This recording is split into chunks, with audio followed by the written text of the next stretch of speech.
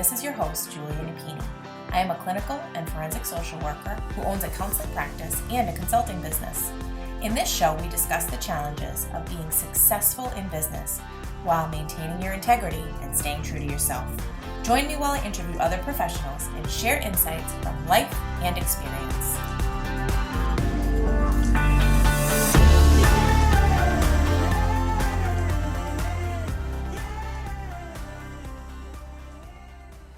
Let's talk about RingRx, our latest sponsor. RingRx is a high-quality, HIPAA-compliant telephone, text, and fax communications platform. They provide seamless, cost-effective communications for behavioral therapists, medical practices, hospitals, and other healthcare providers. RingRx is designed for modern healthcare environments. They offer customizable features like a phone app, automated patient outreach, voicemail, after-hours call routing, and top-quality desk phones. Try RingRx for free today at ringrx.com. And if you sign up using the code CLIMB, you'll get 15% off your monthly bill forever. Conditions apply. Hello and welcome to another episode of the Compassionate Climb podcast. My guest and I are going to have a conversation today about outsourcing in your business and strategic marketing. So Kirsten Graham, welcome to the show. Hey, Julia, thanks for having me. I'm excited to have this conversation. I could talk about outsourcing for days, so you might have to stop me. Well, you are definitely in the right position. So I'd love to hear how you got there. Why is this a topic that is so interesting to you? And share with everyone how you help them in these two areas. Absolutely. So I've always been self-employed, and I owned a mortgage company and a title company, and I've always had staff in-house. But as a business coach, when I transitioned into that role, I realized that a lot of business owners are really trying to do everything themselves. And so learning how to outsource was something that I was passionate about helping our clients figure out how to do. And the very first client that I helped with this is actually my current business partner now. So I know, right? It's been a windy road, a very interesting and windy road. But yeah, she started her agency about like 17 years ago, and she got really busy really quickly because of some classes that she put on, and a lot of clients, they didn't want to do their email marketing themselves, or they didn't want to blog themselves or set up a LinkedIn profile and post. So she taught all those classes, and then she ended up getting quite a few clients coming in the door quickly. Mm-hmm. And I said, I read about outsourcing overseas. I've never done it. Would you want to try it? And she said, yes, if you'll help me. So that was before Zoom. It was before Skype. And we've outsourced to 5 different countries. We've literally hired hundreds of virtual assistants for ourselves and our clients, and just learned a lot of lessons the hard way. Wow, how innovative. And you really brought in the scope there. So clearly it's been successful and something that is much needed for business owners out there. So I guess one of the things that I come across a lot with business owners that I'm working with that are either in the early stages or maybe they're considering expanding their team, there are a lot of roadblocks that get in the way of them being open to outsourcing. And I have several in mind, but what are you finding, if any? I mean, obviously, if somebody's coming to you, they're interested in it, they're intrigued. Hopefully, they're at the point where they see the benefit. But what are some things that you would say to someone that is hesitating to take that leap to have somebody in a position like a virtual assistant? So the first thing that pops into my mind is it ethical, right? So we work with a lot of businesses in the US and Canada, and we're generally outsourcing to the Philippines. Cost of living in the Philippines is about 85% less than it is in the US. So you can hire someone overseas very affordably. But I think a lot of people initially wonder if that's the right thing to do. And the story that I like to share with them is that we had a client who was a professional organizer, and she was fantastic with her marketing. But what would happen is she'd bring on a lot of clients, and then she's busy in their homes and their garages, and she's organizing for them. And when she's doing that, she's not marketing. So her business was like this income roller coaster. As soon as she finished up her project, she'd go back to marketing, and then she'd get more clients. And it was just that revolving door of that roller coaster income cycle. And so what happened with her was when she started outsourcing her marketing, it led to consistent business growth. Mm-hmm. And then eventually she was able to hire other professional organizers to take on clients in her area. So I always like to tell people it doesn't have to be either or. It doesn't have to be that you outsource everything. Sometimes outsourcing something, which is why we always focus on marketing, because I feel like marketing is the foundation for growing your business. But if you outsource something like your marketing, your business can grow, and that income is going to benefit your community. It's going to benefit, any local employees you bring on. It's going to benefit you and your family. So Mhm. I think it's very ethical as long as you treat people well, right? So we talk a lot about cultural differences with our clients and also when we're training their virtual assistants. So we make sure everyone has good communication and clear expectations.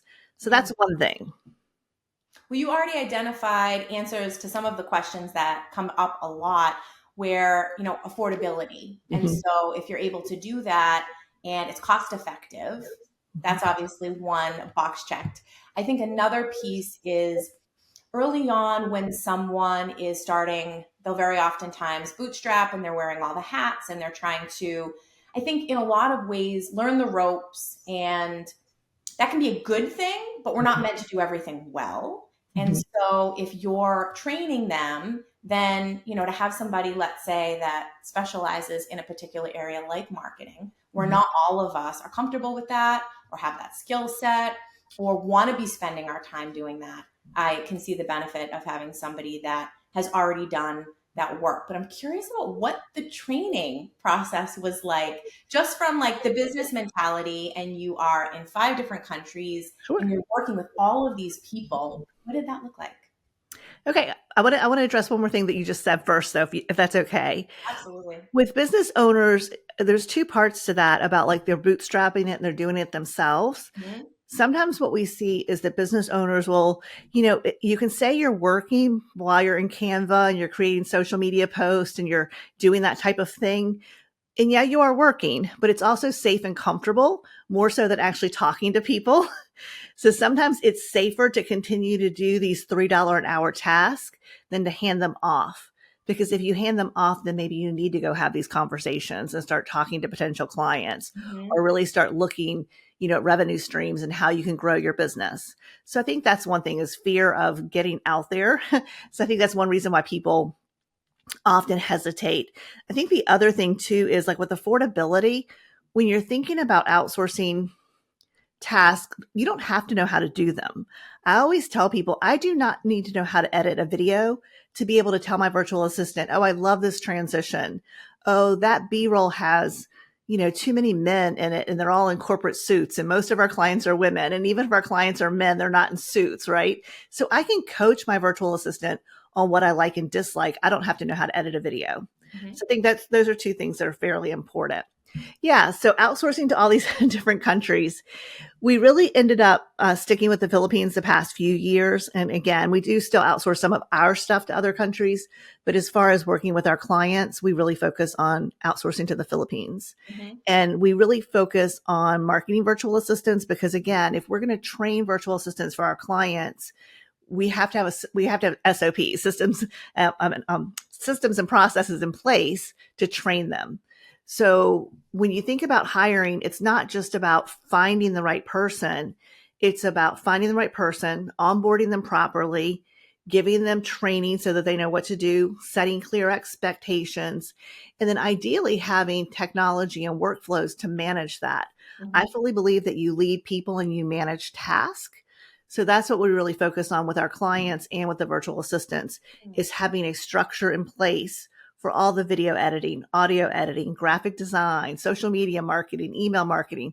There's a structure and a process for all of that. Mhm. But then we do also teach cultural differences. As Americans, we communicate very aggressively. We don't necessarily see it that way, but there are other parts of the world they do. And so being able to explain, to our clients here in the US and Canada that we can come across as aggressive, even though in your mind you're not, Mhm. just looking at it from their point of view. And then also explaining to the virtual assistants, hey, this could come off in your culture as aggressive, but that's not how the person means it. We just communicate differently. So making sure that both sides understand the differences Mhm. and both of them feel comfortable voicing their thoughts or concerns. Because again, virtual assistants are more than just people who can do tasks. They can often bring a great deal of knowledge and skill to your business, Mhm. but you have to set a foundation where they feel comfortable and confident bringing you their ideas. what are some strategies that you would suggest for someone in a leadership role to pave the way for that, to have that kind of openness and to be able to communicate that effectively so that it is a really beneficial collaboration? Yeah. So first of all, we really encourage people to hire long-term employment rather than hiring a freelancer. I think it's a very different dynamic. I think it's important to step into that role of CEO, even if you're not maybe comfortable with it yet, but talk to your virtual assistant about how you want to have them, share their ideas with you, and that you're very open-minded. Mhm. And sometimes the idea might be great and you might say, that's fantastic, but I can't implement it right now. So let's table it and circle back to it. Okay. They may have an idea and you can say, oh my gosh, I had that same idea a couple of years ago and I tried it. This is what happened, but keep bringing me your ideas. So you want to let them know that you may not always act on their ideas or be able to take action on them, but you're truly grateful for them and you want them to continue to bring you ideas. So I think that's just expressing that, basically having that conversation. And we really focus, we have a really detailed strategy for how often our clients meet with their virtual assistants initially, and then how that goes down to less and less meetings over time. Mhm. But we always encourage our clients to always meet with your virtual assistant every week. That relationship is really, really important. Mhm. Yeah, those are great tips. So I'm curious on the client side, when somebody starts working with your team, Mhm. what are some of the starting points for any business owner to utilize a virtual assistant, and in particular what you all do? So primarily focused on marketing, correct? Yes. Okay. Yeah. So the two types of clients we generally work with are clients who want to start a YouTube channel. They understand the value of video marketing.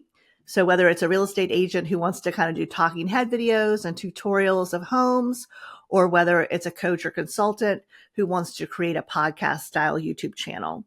So we really lean into a marketing strategy that has value-based content. Mhm. I know a lot of people, they don't want to be on camera. A lot of us are not great at promoting ourselves, but what I find most business owners are very passionate about is what they do. And Mhm. they're very knowledgeable. So we really coach our clients to share value-based educational content. So it's not like, hey, look, buy from me. It's like, hey, let me share this information with you. And then a call to action at the end of that is, if you'd like to learn more, book a call with me, or hey, here's a free guide that I have if you'd like to learn more. So just leaning into truly serving and helping people. So Mm. I like to think, when I'm looking at that little green light, like we are right now, and we're Yeah. recording this, I like to think that if my content, if my information helps one person, then I win, right? Because Mhm. we're here to serve people.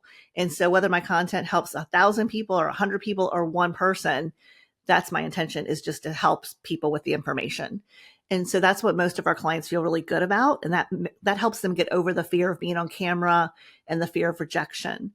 We also know that business owners are busy. So if you can create one really awesome value-based piece of content a week, your virtual assistant can then repurpose that content for Mm. all of your social media platforms. They can send it out to your email list, and video gets a higher open rate. And you're also leveraging, keywords and SEO on YouTube. So you're taking advantage of search engine optimization as well. So that's one of the areas we help in. What lengths do your VAs go? So, I mean, in terms of the content itself, suggestions, managing the channel, helping with the podcast, when you mentioned like the SEO piece and Mhm. repurposing content, like what extent do they take it, the VAs themselves? Sure. So initially, the client really needs to understand their keywords, right? And in order for SEO to work, you need to use the keywords in the conversation. Like in this conversation, we've used the word outsourcing quite a bit, Mhm. virtual assistant. So those are keywords that this could really rank for. So it's important when you record your video that you already have the keywords in mind that you're going to use, because you can't really do that afterwards. You want to have a strategy around the keywords going into the content. So our clients do that initially. Then they record the video. Once they record the video, the virtual assistant takes care of everything else: the video editing, the audio editing, uploading the video to YouTube, making sure all of YouTube's best practices are done, tags, titles, descriptions, thumbnails, everything is done for the client. Obviously, the client reviews it and signs off on it. Nothing gets posted without approval. But then once the video is approved, then the virtual assistant can go ahead and create all the social media posts. And we work with the clients. Not every client needs to be on TikTok. Not every client needs to be on LinkedIn. So depending on where their ideal clients are, we really dial that strategy in. So it's very specific to them. And then, of course, their virtual assistant takes care of posting all that content and scheduling it. Same thing with setting up their email, or if they want to put the video on their website as a blog post, they'll do that and take care of all the SEO for the blog as well. So they really do help out a lot with the keywords, but it's more on the back end for the SEO because, again, the client has to know what their keywords are and talk about those keywords in the actual video itself. That makes a lot of sense. So after working with one of your VAs, it sounds like the business owner is going to have a lot more awareness of the key things to be mindful of so that it really is streamlined and that the content has that desired effect and that reach. So it really is collaborative. Thank you. Yeah, Jeannie and I actually coach our clients. So we're busy coaching our clients on their strategies, helping them with their keywords, helping them with figure out what their title for that particular video would be. If they're bringing a guest on and that guest has a certain topic, how do we still use some of the primary keywords that their channel is known for? So we really coach the client on everything that has to do with creating the content, getting comfortable on camera. How long should my video be? All the things that go with that. And then the virtual assistant does take care of everything else. But our clients also have to learn how to manage their virtual assistant through all of our workflows. So we spend a great deal of time with our clients, helping them understand our SOPs and the importance of using structure week after week with their content production. Mm-hmm. So you've mentioned value, and that's obviously really imperative to us here on the show. Mm-hmm. Compassion being one of them. Operating from a place of integrity. I mean, it sounds like you've already touched upon that and how you incorporate that into the work. And so when you talk about strategic marketing, can you talk a little bit about that blend between our values in our business and how we can remain mindful of that through our marketing efforts? Absolutely. First of all, I think you have to show up as yourself. I think so often people want to put on a persona, and obviously that's not ideal because it's not who you are. So I think the first thing is show up truly as yourself. The other thing I think about is, bringing topics to light that are important to your ideal clients. And sometimes those topics can be difficult. I think I have a video on our channel talking about, is it ethical to outsource overseas? At the end of the day, I can't decide if it's ethical for you or not. You have to decide that. And I say that in the video, but here are the reasons why I feel like it's ethical. Mm-hmm. Our clients treat their virtual assistants really well. Our clients keep their virtual assistants for years. Our clients change those virtual assistants' lives because they're generous and they give bonuses and give time off. So if you show up and you're a great boss, then yes, I think it can be ethical. But again, if you're creating content around topics that can be controversial, just remember, your opinion is that it's your opinion. Whoever's watching that video, we always say, like, you have the freedom to decide what's best for you. I mean, no one can decide that but you. So I feel like that's one of the ways we deal with it. Mm-hmm. Yeah, that's a great point. I'm also thinking, we've talked on the show before, and obviously in the position that I'm in, managing a team, hiring. So I know some of the challenges that have come up in that process for us, and I'm thinking about how you may have some of these additional components to consider. What have you found the most helpful in the hiring process and making sure that these VAs are a really good fit? So with hiring, we've been doing this for a very long time. And like I said, we did it wrong more than once on a lot of occasions. So we really lean into having structure. So we have a very detailed job description, a very detailed job post. What we do with we actually hire the virtual assistants for our clients for this one particular program. And so we have an entire hiring team that helps with that. We have a very detailed process for interviewing and questions. We have a second round of interviews in most cases. Mm-hmm. We want to make sure that virtual assistant loves video editing and graphic design. They're skilled. We also want to make sure that they want long-term employment. They're not looking for freelance work because our clients want a long-term team member. Mm-hmm. So once we get to the point where we offer them an opportunity, they actually go through a training portal on their own time. So that's one of the things we ask. Will you go through this training portal and make sure that this is in alignment with how you want to work? Okay. And if they do, they come out on the other side of that, then we actually bring them into a paid internship. And so they actually work with us and our team in a paid internship. They will not graduate from that paid internship to go to work for a client until we see how skilled they are. But also we're looking to make sure, are they good communicators? Mm-hmm. Do they meet deadlines? So these are things that are important before we're going to introduce them to a client. And once they go to work for the client, they work directly for the client. We're not marking up the labor. We're not acting as an agency. We truly coach our clients on how to create great content. And then we train the virtual assistant for production of that content. Mm-hmm. Okay, great. Huh, interesting. It's a very unique business model, but I can definitely see how that could work very well. And clearly, it's been successful for you all. So I'm thinking back outsourcing for those that are listening. If you have some takeaways to keep the gears turning and people thinking even after the episode, what would you say are maybe some things that a business owner who is early in the process could be doing to set them up for success? So I think part Sure. of it may be accepting the fact that having help is beneficial and kind of what the big picture is for them, and how having people on their team will help get them there faster, more efficiently, more successfully, potentially. Maybe having a budget set aside for some of this. Right. But is there anything else that you can think of that set people up for success in this process? Yeah, I think for a lot of people, they start a business and what they've really done is they've employed themselves. Mm-hmm. And there's nothing wrong with that. So I don't think that outsourcing or building a team is for everyone. If you have a business where you're doing everything and it's growing the way you want it, maybe you want $100,000 a year and you don't want the responsibility of people, you have to understand that's okay. There's nothing wrong with that. If you have bigger goals and bigger expectations, Mm-hmm. most of us cannot get where we want to go by ourselves. Right. So whether it's even like a collaboration of us doing this podcast interview together, like we're helping each other, or Mm-hmm. whether it's bringing on team members, most of us need the support to grow our business. So I would say really think about, I guess for one thing, I think a lot of people think it has to be perfect or no one can do it the way I do it. Mm-hmm. And so I think, first of all, you have to realize that sometimes people can actually do it better than you can do it, especially if it's what they love and they're really good at. So in some areas, you're going to be able to hire people that can do things exponentially better than you could ever do it. In other areas, you're going to hire people, and maybe that is something you're really amazing at. But let me ask you, if you could get that person to the point where what they're doing is 80%, 85% as good as what you do, is that okay? And in most cases it is. Yeah. Or can you continue to coach that person and help them to get to the point where they are 100% where you were when you delegated it? So sometimes it's understanding that not everything is going to be perfect the minute you start it. Right. But also really documenting, what things would you like to outsource? Start thinking about that. What things are you doing that you may want to outsource? And just start that list. Mm-hmm. And then think about what you would do with your time that you free up. Right? Would it be spend more time with your family? Would it be create a new product or service?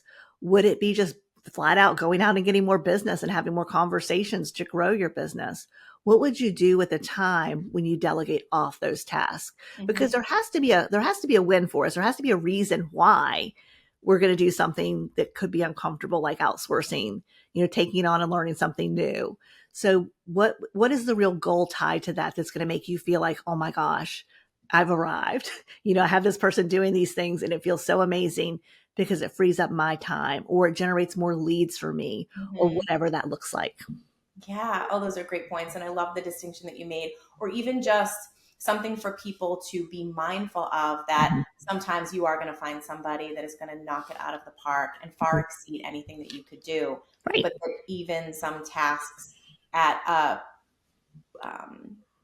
portion, even a percentage of what you could do, is still beneficial in a lot of ways, depending on what the task is. That was a really good point. So I'm also thinking you're helping a lot of people on camera and putting themselves out there. What are some tips or strategies that you have, or that maybe you utilize in the coaching to help people to get more comfortable with that? Obviously practice and doing it more, but anything beyond that? Yeah, I think for a lot of people, we do talk about setting up their little studio, making sure that they have good lights, good microphone. We really don't lean into buying a lot of high-end equipment. Our motto is the path of least resistance. If you'll use your phone and record a video, or if you'll use a computer to get on Zoom, use those things. Because again, if you have a lot of technology getting between you and recording that video, you're not going to do it. So path of least resistance, keep it simple. And then from there, it doesn't have to be perfect, but when you have a video editor, it's amazing. And I like to joke. I'll give you a demonstration, and I'm not exaggerating. When I sit down to record a video by myself, Mhm. I'll do things like, okay, I'm going to read this quote and I want you to put it on the screen. And then I just read the quote, right? So it's almost like I'm a little bit directing. Or, maybe I'll say something and it's like, oh, all right, let me say that again. All right, let me try it again. And then I'll say it, right? Because like sometimes you're trying to make a point, or you're trying to just get something out and it's not coming out right. So maybe I'll say that thing 3 or 4 times. Then I'm like, oh, just pick the one that's best. And then I'm moving on. Right. Yes. So I think it's having fun with it. But when you know that you've got someone on the other side of that little blue, little green light who's got your back, Mhm. they're going to edit your videos and they're going to take out all those ums and all the things that you say. They're going to clean it up and it's going to be fantastic. That is one of the things that really excites me, is when our clients have their first couple of videos edited and they're like, we were so nervous to hand it off. And I just felt like I did such a terrible job. And then I got it back and oh my gosh, it looks so good, and sometimes we're afraid to like praise ourselves, Yeah. but they're saying it's really good because they see what their virtual assistant did. They see all the work and the love and the labor that their virtual assistant put into that video to make it look really nice, to make it sound really good. And I think that's really powerful, is having that support to make your content look nice. Absolutely. And for most people that aren't utilizing that, they're in their own silo and they're kind of relying on how much interaction a post gets or the number of followers or likes. And many times you feel like you're just putting it out there into the void. You're not always getting that person to strategize with you, give feedback, share, some tips or tricks to improve it. And then I can see the ripple effect, where if you have this really great finished product and you're so excited to share it, and then you're likely to get even better feedback. It's just going to reinforce you doing more of the same. Mhm. So, yeah, that's beautiful. I think the other thing too is like, with me, what you see is what you get. I talk with my hands. If we have a call on Zoom one-on-one, this is what you get. If we meet in person, this is what you get. So, realizing that when you get on camera, it really is second best to meeting someone in person. And they really do feel like they know you. I actually started doing videos in 2007 when I owned a mortgage company. And that was when I was like, the power of video blew my mind. Because have you ever been somewhere and someone walks up to you, Julia, and they're like, hey, Julia, how are you? Like, and they're chatting with you and you're just racing around your mind, like, how do I know this person? Where did I meet them? Like, you're starting to sweat, right? Because you can't figure out how they know you. Mhm. Well, that's when I realized that people would come into our office and that's how they knew us. And that was when I realized the power of video, is that it builds a great bond. They feel like they know me, so much so that when I actually meet them in person for the first time, it's a very unbalanced relationship because they know me and I don't know them. And the same is true now. We'll have someone call who saw me on a podcast, or who saw Jeannie and I on our podcast. And they're quoting things I've said. They're quoting things Jeannie said. They're asking about my dog, who sometimes shows up in our content. That's the power of video. And I think when I understood that, you're creating something one time that's working 24 hours a day, 7 days a week for you for years to come. Mhm. And it truly can build relationships. Well, that is definitely quite a note for people to be thinking about even after this, that what you're creating is really going to be there for the long haul. And then it has that ability to have such an impact beyond kind of that immediacy of how people respond, that Yeah. it can really continue on from there. Wow. So if every business owner were out there listening, what is something that you would want to share with them for them to really take away from today and the work that you do and the power of this type of marketing? Yeah. So whether you work with us or you do it all on your own, I would definitely encourage you to lean into video. I don't know if you realize, but Google owns YouTube, and YouTube and Google are both ads platforms. And next time you go and you do a Google search, once you get past all the sponsored ads at the top, look down. You may be surprised how many videos Google is showing you rather than just showing you articles. And the reason for that is people will watch videos longer than they will read an article, which means Google, i.e. YouTube, will make more money from ads from a Yes. video than they will from a blog post. And so since it's the same parent company, they're looking to figure out how they can capitalize the amount of time people spend on the content and the amount of ad money they can make from that content. So that would be my number one thing, is lean into video. It's not going anywhere. It is becoming everyone's, in most cases, favorite ways to consume content. Show up as yourself, have fun, and realize that every video you do, you'll get a little better every time, and it gets easier every time. Mm-hmm. And I have to give you credit for being such an innovator and being onto this so early that, and to be consistent with it is really impressive as well. So I'm so glad that it's getting that recognition and it is becoming more widespread, and you've Mhm. really landed in the right place. Thank you. Thank you. Give everyone the best way for them to find you, work with you, learn more about your company, and Sure. listen to your podcast. Absolutely. So first of all, I do have a free guide. It's called Double Your Income with a Marketing Virtual Assistant. And you guys can grab that at outsourcingforbosses.com, outsourcingforbosses.com. You could also find us at sixfigurebusinesscoaching.com. So yeah, and our podcast, both of our podcasts and all of our socials are on our website if you want to find us that way. But I would definitely encourage you to get the guide. It gives you a lot more information. Mm-hmm. Yeah. And if you need any help or have any questions, I'm happy to chat with you. I love that. Thank you so much for your time today and for the work you do. Thank you. Thank you for having me, Julia. If you like what you're hearing, please rate and review. This will help others find us and benefit as well. The Compassionate Climb podcast represents the opinions of Julia Napini and her guests.